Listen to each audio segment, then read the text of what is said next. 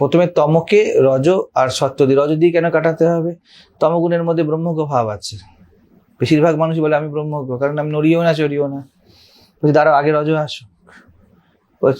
সহজ ভাষাতে কি বলে, আমার কোনো চিন্তা নেই। দাঁড়াও, ঝামেলা বাঁধুক তখনই কথাটা বলো। আমার কোনো চিন্তা নেই, আজ ভালো আছি। বেশিরভাগ চুপ করে তো আছে, কারণ এতটাই জ্বর হয়ে গিয়েছে, পিঠ এতই শক্ত হয়ে গেছে, লাগেই না কিছুতে। পিঠ শক্ত হয়ে যাওয়া, যেমন আমরা উদাহরণ দিই পশুর চামড়া শক্ত, তার মানে পশু ব্রহ্মজ্ঞ। আবার দেখলে লাঠি দিয়ে মারলাম, ওর কিছু লাগলো না, কেমন ব্রহ্মজ্ঞান। চামড়া শক্ত, লাগবে কি করে? সেন্সিটিভ মানুষের জোর লাগবে। তখন তমগুণে একরকম ভাব আসে, কিছু এসে যায় না তাদের। দেখলে মনে হবে সত্যগুণের মতো। তখন বলছে দাঁড়াও, ঠিক আছে, একটা কাজ করা যাক। তুমি যে শান্ততা দেখাচ্ছ, এই শান্ততাকে একটু কাজের সময় দেখিও। স্বামী বিবেকানন্দ বলে, ঠিক আছে, কাজ করে দেখা, তুমি কত শান্ত থাকতে পারো। তো সেটা এক। তো রজগুণ নিয়ে আসো, এবং কাজ করলেই তো হবে না, খালি কর্ম করলেই কর্মের ফল সামনে এসে দাঁড়াবে। এই গাছটা পুঁতেছো, গাছটা বাড়বে, এর জন্য খাবারের ব্যবস্থা করতে হবে। তো তখন বলছে ঠিক আছে, ক্ল্যারিটি, জানো তো গাছ কিভাবে পুঁততে হয়, জীবনে কি লাগে, কারণ কর্ম আনলেই কর্মের ফল আসতে শুরু করে দেবে। তখন বলে দিল যে একটা কাজ করো, তোমার এই তমগুণকে কাটানোর জন্য, তোমার এই জড়তা, এই যে রিজিডনেস, এই যে অহম, একে কাটানোর জন্য আগে কাজ নিয়ে আসো। কিরকম কাজ? উইথ ক্ল্যারিটি কাজ করো।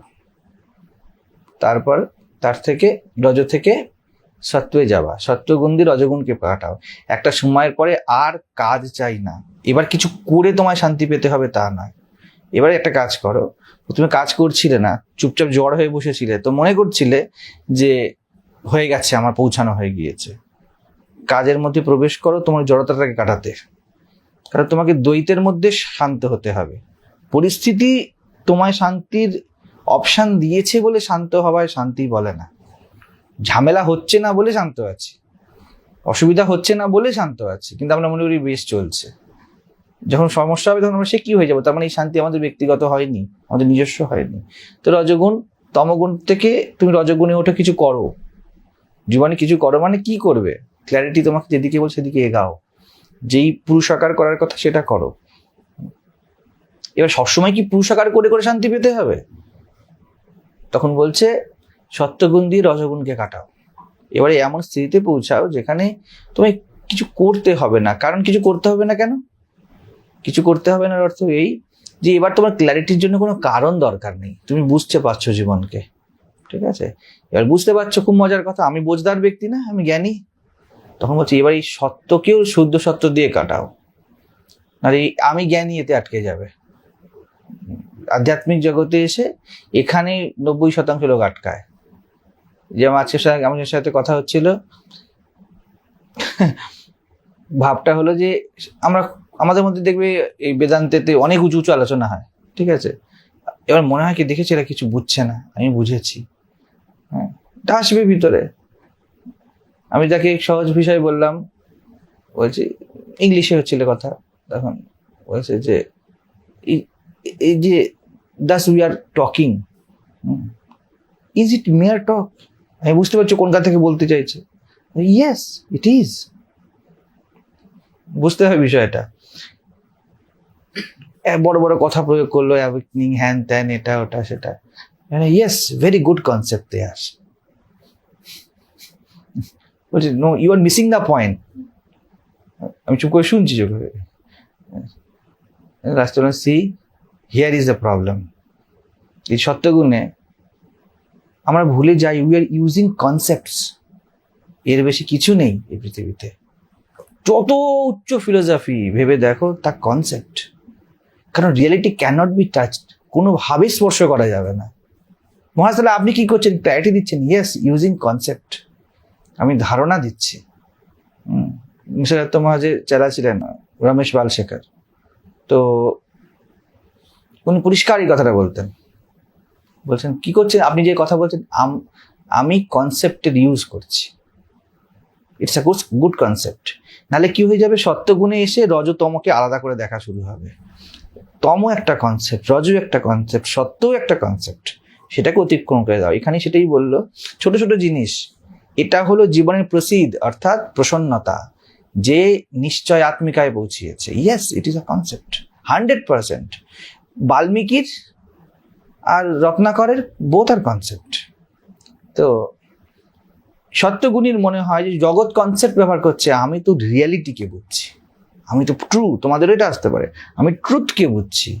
কে বুঝবে ট্রুথকে? ট্রুথের সৌন্দর্য এটা, ওটা চির রহস্য, কেউ বুঝতে পারবে না। যেই স্বামী বিবেকানন্দের সাথে কথা হয়েছিল যখন, মাস্টারমশাইয়ের কথা মিলতে পাওয়া যায় শেষের দিকে, স্বামীজি বলছে কতদূর অবধি, বলছে তুমি এগাও, যেখানে গিয়ে শান্তি অবতিষ্ঠ। এবারে এ তো অনন্ত যাত্রা, কি করে তুমি বলবে যে নিশ্চয়াত্মিকা? তো নিশ্চয়াত্মিকা এই কিসে? রজতমকে অতিক্রম করে তোমার মেধা যখন এই নিশ্চয়াত্মিকাতে পৌঁছায় যে আমিও কনসেপ্ট, মি টু। কখনো এই কথা আমরা বলে দেব না যে আমি ঠিক বলছি, আমারটা আমার জন্য ঠিক, এতে জীবনে শিকার আছে, ওটা ওর জন্য ঠিক। প্রকৃতি ওখানে একরকম ক্লাইমেট বানিয়েছে, এখানে আরেক রকম ক্লাইমেট বানিয়েছে। যিনি আধ্যাত্মিক ব্যক্তি তিনি দুইকে স্বীকার করবেন। যেহেতু এই নারায়ণী স্তুতি একদম আধ্যাত্মিক চরম শিখর, সেখানে আমরা বলেছিলাম নারায়ণী স্তুতিতে একজন সিদ্ধ সাধক তার জগৎকে দেখছে, সেটা ব্যাখ্যা করছে। নারায়ণী নমস্তেতে, নারায়ণী নমস্তেতে বলছে। এবার শুধু প্রণাম ঘটছে চারিদিকে, আর কোনো আগেও একবার বলেছে নমস্তস্যই নমস্তস্যই, তখন একটা ব্যক্তি ছিল মেধা রূপে, একটা যেন কোনো জায়গাতে একটা ব্যক্তি কেন্দ্রিক ব্যাপার ছিল, দেখছো, বৃত্তি রূপে, লজ্জা রূপে ইত্যাদি ইত্যাদি। একটা গভীরতা সম্পাদন হয়েছে, ওটাও নৈবেদিকে এগিয়েছে। কিন্তু তারপরেও একটা জিনিস বাকি ছিল, নিশুম্ভ শুম্ভবাদে, আমি আর আমি আমার সাধনা, আমি আমার সিদ্ধি, সত্যগুণ। এইখানে সত্যগুণের ডিনাই হয়ে গেল, বলে দিল যে আমি 100% শিওর। জগতে যত ব্যক্তি এসছে, কাপুরুষ থেকে মহাপুরুষ, all are bind with concept, সব কনসেপ্টে আছে। কিন্তু আমরা ভুলবো না যে আমরা যেমন খাবার খাচ্ছি, পেট ভরছে, এই যে একটা খাবারের সাথে শরীরের একটা সম্পর্ক, কনসেপ্টের সাথে মাথারও তাই সম্পর্ক। ও খাচ্ছে রমণ মহর্ষির কথা, কৃষ্ণমূর্তির কথা, সবকিছু আলটিমেটলি কি দাঁড়াচ্ছে, তোমার এইটুকুনি খোপড়ির মধ্যে সব পড়ে আছে। আর এই অনন্তর দিকে তাকাও, কি হতে পারে এর মধ্যে দিয়ে, সে উকি মারছে, কিন্তু একে ছাড়াও কোটি কোটি ভ্যারাইটি হতে পারে। ওই অনন্তর কাছে নমন করতে হবে, আর বলতে হবে আমি কিছু জানি না। বলেছিলাম না একবার, জ্ঞানীর সৌন্দর্য এটা, জ্ঞানী বলবে আমি কিছু জানি না। জ্ঞানী বলে আমি অনেক কিছু জানি, এইটুকু বুঝেছি। প্রজ্ঞাবানকে জিজ্ঞেস করো, আপনি এটা বলছেন সেটা ঠিক, আমি জানি না, তবে শান্তি আসছে, তাই আমার সামনে যে আসছে আমি যা বুঝি তা বলছি। এই জন্যই তো দেখো না, একটা গুরুর 1000 শিষ্যের মধ্যে 5 জন বুদ্ধ হয়, বাকিরা হয় না কেন? কারণ সেই আবহাওয়া ঘটেনি। তার কনসেপ্ট যদি রিয়েলিটি বেসড হয়, তাহলে সবাই কেন পেল না? কারণ রিয়েলিটি তার মতো করে এগাবে, এবং আমরা জানি না কি করতে পারবো। বুঝতে পারছো? তো বিয়ন্ড যেখানে, সেখানে হাত জোর করতে হবে, শরণাগত দীনার্থ, বিয়ন্ড কিছু করার নেই। পরিত্রাণ পরায়ণে, কনসেপ্ট থেকে পরিত্রাণ করো। সর্বস্য আরতি হরে দেবী।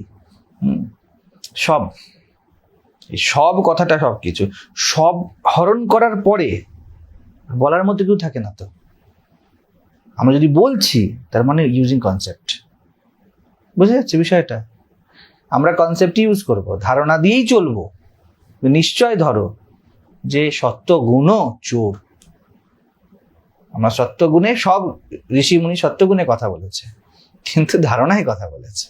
রিয়েলিটি তো মৌনতায়, কিছু নেই, বলা যায় না। কোনো গুরু তার শিষ্যকে উইজডম দিতে পারে না, জ্ঞান দিতে পারে না। সে শুধু লাভিংনেস আর ফেথ, আস্থা আর ভালোবাসা দিতে পারে, জ্ঞান দেওয়া যাবে না। অনন্ত জিনিস কি করে কে দেবে? কার পকেটে ছিল দেবে? যে কি করে দেবে, কাকে দেবে? তার মানে আমি তোমাকে দিতে পারি, তবে তোমার কাছে নেই তাই দিতে পারি? একটু নতুন কিছু দিলাম।